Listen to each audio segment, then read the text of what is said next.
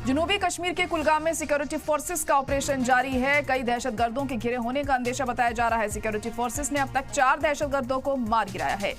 कुलगाम के फ्रीसल इलाके में ये मुठभेड़ चल रही है। एनकाउंटर में 2 जवान भी शहीद हो गए।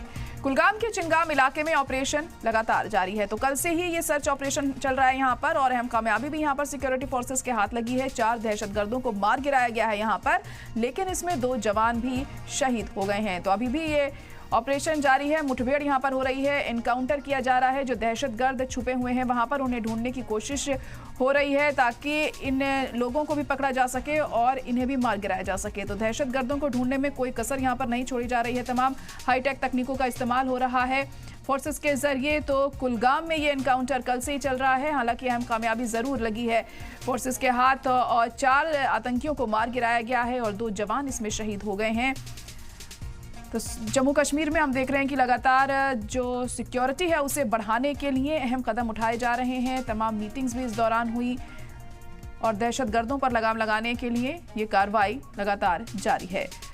तो ऑपरेशन चल रहा है इस वक्त जम्मू कश्मीर में सिक्योरिटी फोर्सेस का, ताकि सभी दहशतगर्दों को मार गिराया जा सके। फिलहाल 4 को हलाक किया गया है और 2 जवानों के शहीद होने की खबर भी यहाँ पर सामने आ रही है। तो तमाम हाईटेक तकनीक का इस्तेमाल किया जा रहा है ताकि दहशतगर्दों को पकड़ा जा सके।